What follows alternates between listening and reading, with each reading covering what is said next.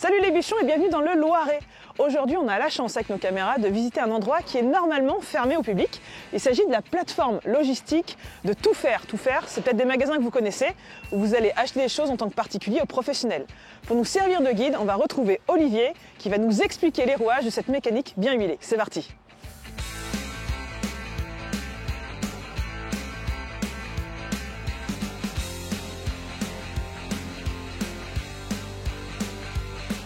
Je vais déjà me présenter, Oui, Olivier exactement. Poquelin, je suis directeur supply chain de Tout Faire. Et le principe, c'est que vous êtes sur la plateforme logistique de Tout Faire, 40 000 m² couverts, sur un terrain de 100 000, voilà, pour situer à peu près.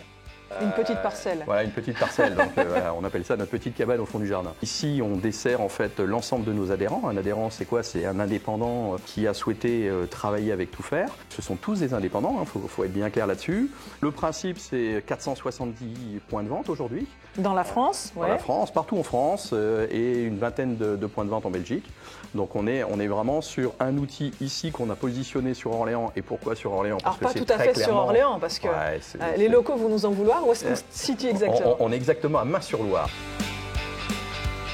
On est à moins de 6 heures camion de l'ensemble des points de vente en France. Ça nous permet de pouvoir livrer tous nos adhérents en moins de 24 heures camion. C'est une petite toile d'araignée voilà, dont la plateforme logistique est un petit peu le centre, que ce soit vers le nord, le sud, etc. Avec 200 articles dans un négoce, vous faites quasiment 80% de votre chiffre d'affaires. Bah oui, la plaque de plâtre, le parpaing, le ciment, l'ossature, etc. Nous, on vient plutôt en appui sur le complément de cette gamme-là. C'est-à-dire qu'ici, on doit représenter entre 70 et 80% des articles disponibles dans un magasin. J'ai 5 références de stratifiées dans mon négoce. Le client, il veut du bleu avec des petits points verts. Et le bleu avec des petits points verts, on ne l'a pas forcément dans le négoce. Mais par contre, il va être sur la plateforme en termes de complément de gamme. Donc l'intérêt, c'est que je suis adhérent, je regarde à la plateforme et je visualise directement les stocks en temps réel. Je visualise l'ensemble des gammes qui sont stockées à la plateforme. Je passe ma commande, je valide. Derrière, la commande, elle tombe et automatiquement, la semaine suivante ou en fin de semaine, je vais recevoir ma marchandise. Aujourd'hui, c'est un stock déporté chez notre adhérent. En fait, c'est comme s'il avait, en plus de son stock habituel, 20 millions de stocks, 17 000 références disponibles immédiatement. Qui s'y retrouve à plusieurs niveaux. Un, il peut vendre des produits qu'il ne pouvait pas faire avant. Le deuxièmement, c'est qu'il va acheter ses produits au prix qu'il aurait peut-être pu avoir en direct, mais par contre, il aurait eu un franco chez le fournisseur, un délai important chez le fournisseur. Qui est le premier franc au commerce? C'est comment j'approvisionne mon produit. Ça marche. Ce que je te propose, c'est peut-être qu'on aille faire un petit tour, parce que ça a l'air extrêmement bien organisé. On va aller faire un petit tour. Allez, c'est parti. Parfait.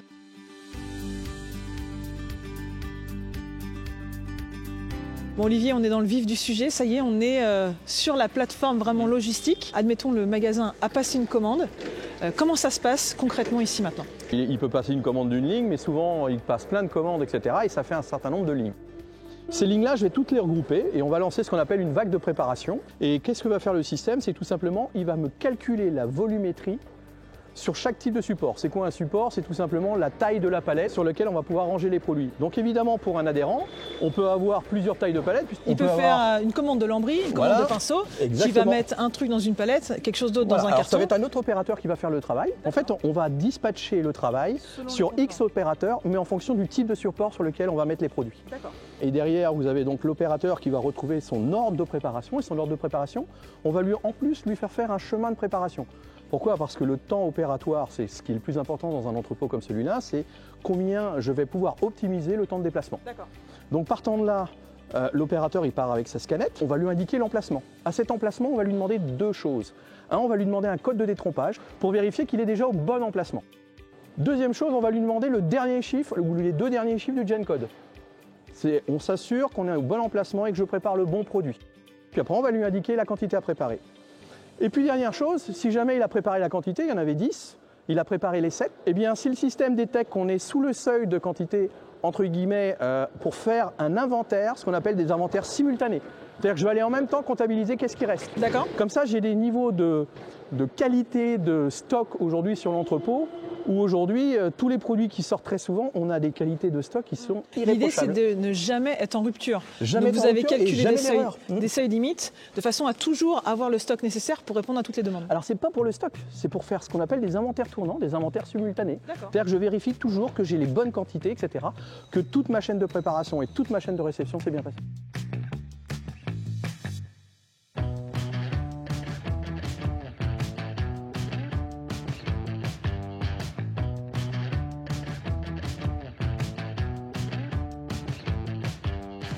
On a bien compris, ici c'est pour expédier, mais pour pouvoir expédier, il faut d'abord recevoir les marchandises et les stocker aussi. Et donc ça, j'imagine que c'est pas Olivier le matin qui dit telle palette, vous me la mettez, tel rack, etc. Dans un outil comme celui-là, il faut absolument optimiser la volumétrie. Il y a un point essentiel, c'est qu'ici, on n'est pas géré ce qu'on appelle en emplacement fixe. Emplacement fixe, c'est ce qu'on trouve ordinaire, c'est-à-dire j'ai un mini de 2 palettes pour un produit, un maxi de 10 palettes. Entre guillemets, mon stock moyen, c'est 2 plus 10, 12 divisé par 2, 6, ça veut dire que j'ai 4 emplacements vides. Si je faisais ça ici, il faut que je rajoute 15 000 m² et c'est pas possible. En fait, ici, on va affecter directement au moment de la réception l'emplacement en fonction de la typologie du produit, le poids, le volume, et on va lui dire tu vas me ranger directement à cet emplacement-là, avec plusieurs algorithmes derrière qui tournent, en fonction de la fréquence de sortie du produit, en fonction d'un algorithme qui dit le plus proche possible du picking pour éviter lorsque je vais faire des rappros de perdre du temps, etc. Et c'est surtout en fonction de la place. C'est-à-dire que quand j'ai vidé mes 10 palettes, quand j'en ai vidé une, l'emplacement qui devient disponible, il est disponible à tout produit compatible en poids et en dimension. Donc je vais pouvoir de nouveau mettre le produit. C'est pour ça qu'ici, il n'y a pas d'étiquette produit, on a que des étiquettes en placement. C'est pour ça que le manche à balai, qui va être assez long, pas très haut, il va être à côté du manche de pioche, mais aussi des accessoires de fenêtre de toit. Tout à fait. C'est pour ça que j'explique toujours ça avant de faire une visite, parce que sinon, évidemment, on n'est pas trié dans l'ordre des familles de produits. Et lorsqu'on fait visiter, au départ, on me dit, mais vous n'êtes pas bien, quoi. Hein. Mais au contraire, voilà. Il y a un espace disponible, il faut optimiser l'espace pour être efficace dans la préparation des commandes. Et c'est ce qu'on appelle la gestion dynamique de stock.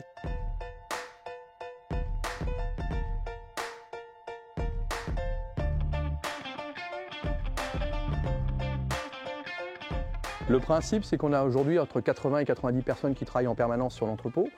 Mais par contre, on travaille en 3-8. Donc ça veut dire que c'est 30 personnes pour 40 000 m². Et c'est une fourmilière permanente. C'est un outil qui travaille en continu. On travaille la nuit, pourquoi? Parce qu'on va ranger plutôt la nuit. Ça évite dans les zones de préparation de se croiser. En fait, comme on est sur un bâtiment monoface avec une quarantaine de quais, nos quais ils tournent en permanence entre la préparation et la réception. Et nos opérateurs, du coup, ils tournent en permanence en termes de préparation, réception, stockage, inventaire, etc. Et d'ailleurs, on l'a vu peut-être, mais il y a des racks qui sont très très hauts. Évidemment, vous avez des outils adaptés pour aller chercher jusqu'à 10 mètres de haut vos palettes. C'est assez impressionnant. Oui, mais c'est un vrai métier. C'est un vrai métier. On a des opérateurs de très très belle qualité. Et aujourd'hui, c'est un vrai métier que de faire ça toute la journée.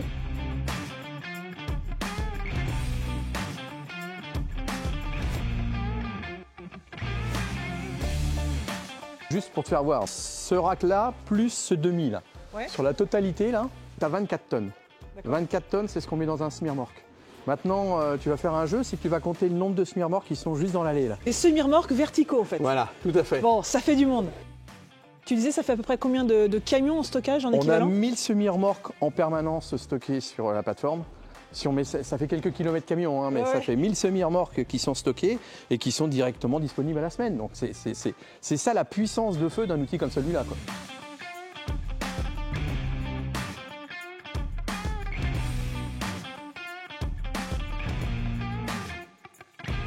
Mariette, t'étais où? J'étais là Olivier. Mais en fait, c'est que j'ai piqué un catalogue, tu as dit que tous les artisans pouvaient en prendre, tous les clients. Donc j'en ai pris, puis j'ai besoin de rondins pour chez moi. Mais par contre, unité de vente, 32. Mais j'ai pas besoin de 32, quoi. Alors justement, ce 32, c'est le prix pour l'adhérent pour avoir les meilleures conditions. Maintenant, tu viens d'abord chez un adhérent et l'adhérent, il va pouvoir te le vendre à l'unité. D'accord. C'est chez lui que tu vas pouvoir faire l'acte de vente. Sur tous les produits, on a essayé, dans la mesure du possible, de pouvoir chaque fois avoir un prix à l'unité, au colis, au carton, à la palette, à plusieurs palettes. Et du coup, on a un prix dégressif pour nos adhérents en fonction de la quantité. Pourquoi? Parce que le coût de transport, évidemment, si je mets 3 palettes dans un camion de la même référence, ça coûte le même prix que si j'en mets qu'une. Donc on divise le coût de transport par 3 et en même temps, on en fait bénéficier l'adhérent.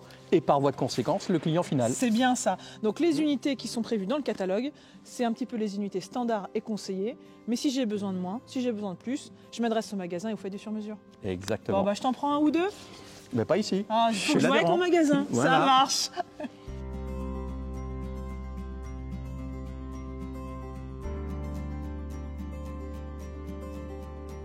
On va finir quand même par un point le plus important. Ouais. On va aller voir les expéditions. C'est quand même c'est là où ça part la marchandise et c'est là Tu où. crois qu'il y a des camions à quai en ce moment? Oui, il y en a tout le temps. Alors c'est parti, je te Ça marche.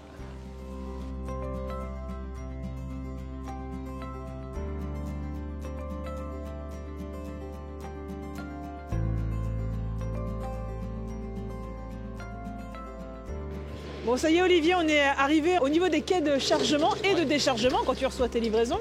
Du coup là, il y a une commande qui est prête à être expédiée? Ça va être un camion qui va être chargé. On calcule nos volumétries, on calcule les plans de transport. Et donc en fait, lorsque je vais avoir à préparer, on me dit déjà l'endroit où je vais pouvoir positionner la palette sur le quai pour évidemment charger dans l'ordre inverse du déchargement. Et ce qui va nous paraître, la palette la plus loin, c'est celle qui va être déchargée la dernière. À la fin de la livraison. Tout à fait. Et puis celle-ci, c'est celles qui vont être déchargées en queue. Si on fait le test ici, on voit déjà que ça a été conditionné. C'était préparé pour le transport. Il ne faut pas que tout tombe pendant le convoyage. On peut du coup, ça va où par exemple? Là, ça va à Diefenbach. C'est dans le 57? Oui. Ok. Et la palette d'après, donc elle va sur Aix-sur-Moselle. Voilà, c'est limitrophe. Déjà, on peut rassurer les magasins. C'est en chemin. En fait, on a calculé la volumétrie avant même de charger. C'est-à-dire que comme j'avais calculé déjà ma volumétrie pour chacun des adhérents, je sais combien j'ai de palettes de 6 mètres, combien j'ai de palettes de 4 mètres, de 2 mètres, de cartons, etc. Et je vais faire mon Tetris dans mon camion. Et là, le système va directement me l'indiquer dans l'ordre du chargement. On voit bien d'ailleurs dans le camion qui est en train de se faire charger. On va avoir des plateaux, on va avoir des choses verticales, des portes, etc. Et tout ça, c'est un enchevêtrement, mais logique pour optimiser la livraison. En fait, notre métier, c'est d'optimiser le Tetris. Et voilà, c'est à peu près ça. Donc, en fait, t'aimes les jeux de logique. Voilà. Par contre, moi, je serais d'avis qu'on traîne pas trop, parce qu'ils savent faire depuis tout à l'heure, ils vont nous embaucher. Oui, et puis voilà, il y a quand même une question de sécurité, et là, on n'est pas tout à fait à notre place, donc on va y aller. Oui, on va les laisser bosser, c'est leur métier.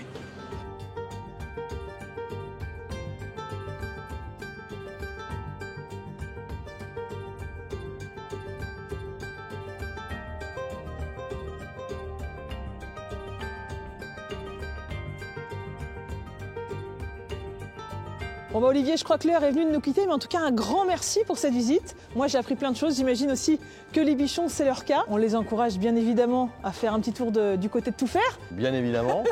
Un grand merci, on était vraiment ravis de vous accueillir. On va les inviter quand même à nous dire ce qu'ils ont pensé de cette vidéo, de cette petite immersion qui reste quand même assez exceptionnelle. C'est pas ouvert au public, on le rappelle. À liker, commenter, vous abonner. Et puis on se retrouve très bientôt sur Bichon TV pour une nouvelle émission dans les coulisses d'on ne sait pas quoi encore. Mais aujourd'hui, c'était de Tout Faire. Salut les bichons!